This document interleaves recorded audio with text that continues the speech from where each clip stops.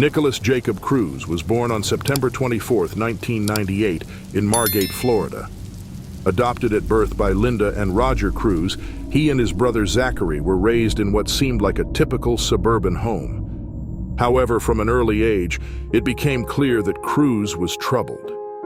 Teachers and classmates noted his erratic behavior. Cruz was diagnosed with developmental delays, attention deficit hyperactivity disorder, ADHD, and depression.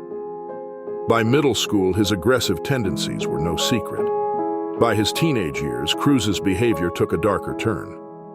On social media, he posted alarming content, pictures of guns, knives, and animals he had allegedly killed. He also shared violent threats, hinting at his desire to hurt others. In 2017, Cruz was expelled from Marjory Stoneman Douglas High School for disciplinary reasons. At this point, he was living with a family friend after his adoptive mother, Linda Cruz, passed away from pneumonia. His mental health rapidly deteriorated.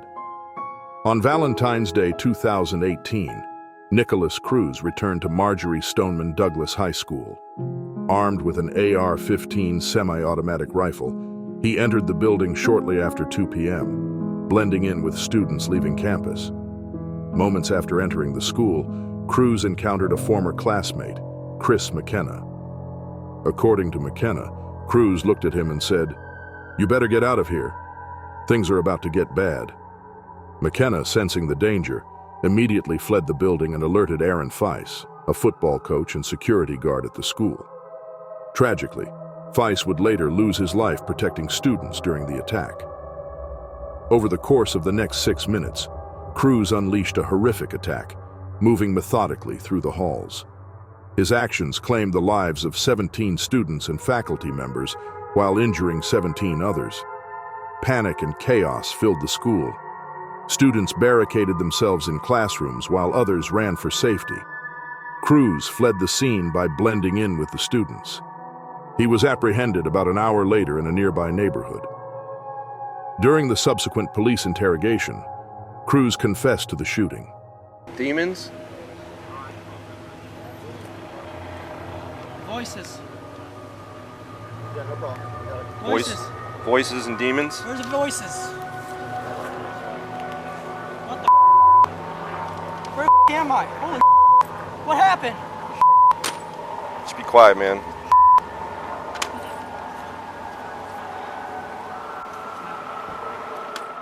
His calm demeanor during the confession was chilling.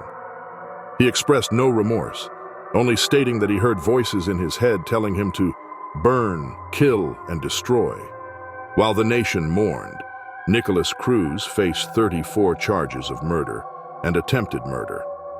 His legal defense argued that Cruz's troubled upbringing and mental illness should be considered as mitigating factors in his sentencing. During the trial, videos were later found on his cell phone by investigators. In the months leading up to the attack, Nikolas Cruz recorded 3 disturbing videos of himself, outlining his plan to carry out the massacre. In these recordings, Cruz calmly stated his intentions and described how he would enter the school and chillingly declared, "My goal is at least 20 people." Alright, so here's the plan. I'm gonna go take an Uber in the afternoon before 2:40. From there I'll go onto school campus, walk up the stairs, unload my bags, and get my AR and shoot people down at the main courtyard. I'll wait, and people will die. Today is the day that it all begins. The day of my massacre shall begin. All the kids in school will in fear and hide. From the wrath of my power, they will know who I am. I am nothing, I am no one. My life is nothing and meaningless.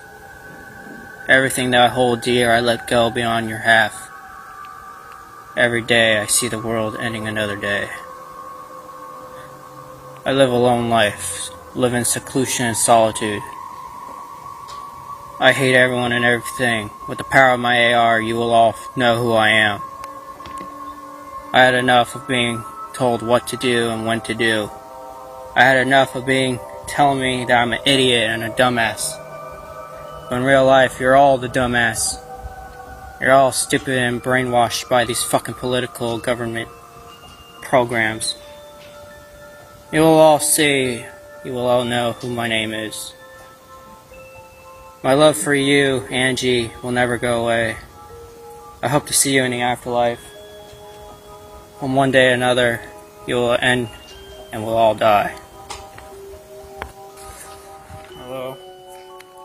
My name is Nick, and I'm going to be the next school shooter of 2018. My goal is at least 20 people. With an AR-15 and a couple tracer rounds, I think I can get done. Location is Stoneman Douglas in Parkland, Florida. It's gonna be a big event.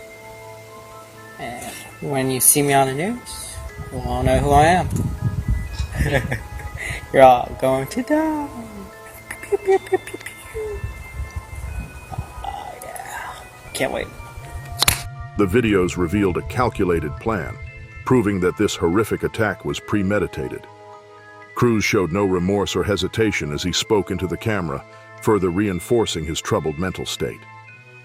In November 2018, while awaiting trial, Nikolas Cruz attacked a prison guard at the Broward County Jail. Surveillance footage captured Cruz rushing the officer, striking him in the head, and attempting to take his taser.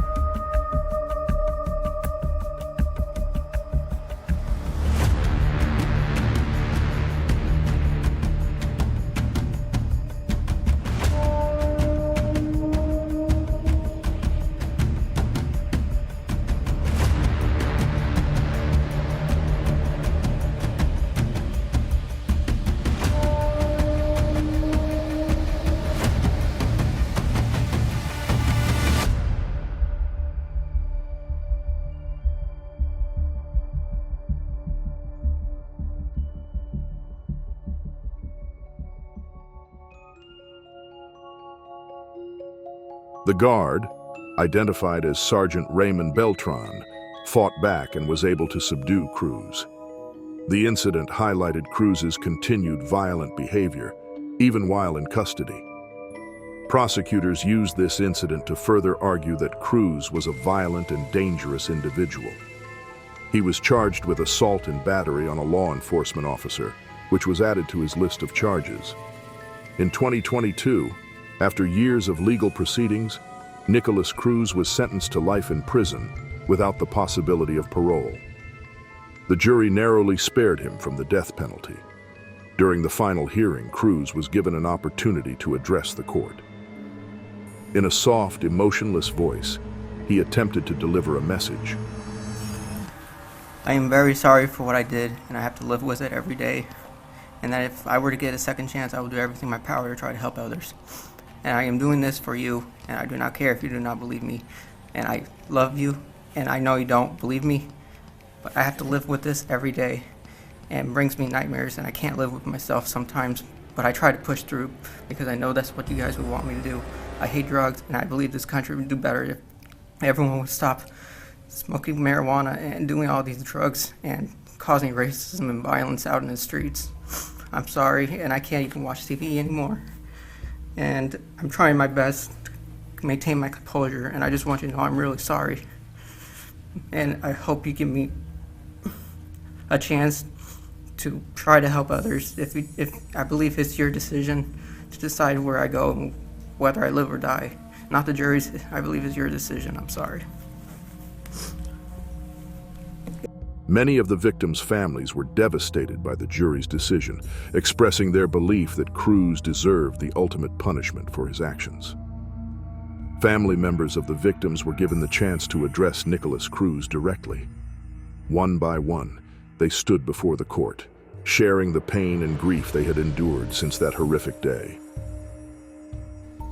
Last week, I sat with you, Attorney Sachs, in his office. Watched the video of you. I'm glad I get to see your face right now. Of you killing my daughter for the very first time. You see, all those video evidence that was shown in this courtroom, we didn't see it. Maybe that was to protect us, to protect the public. We didn't see it. But heading into this week, I was searching for answers, for clarity. And I sat with Attorney Sachs, and I watched you kill my daughter on video. And unfortunately, I saw you killing many of the others as well. I saw you enjoying it. And I saw also what I expected of my daughter, who was the toughest human being on the face of the earth, running for her life down the hallway. And the thing is, my daughter made it to within 1 second of being alive. She actually made it into the stairwell. You shot her with a single shot. You severed her spinal cord, her chest filled with blood, in the stairwell. You did that. You did that to the other 16 as well. Even years after the tragedy, the impact of Cruz's actions still weighs heavily on the Parkland community. Survivors continue to cope with the trauma, and families of the victims work tirelessly to ensure their loved ones are never forgotten. The story of Nikolas Cruz is a tragic reminder of the consequences of unchecked violence and mental health struggles. 17 innocent lives were lost that day, but their memory continues to inspire change in a country still grappling with the aftermath of one of its deadliest school shootings.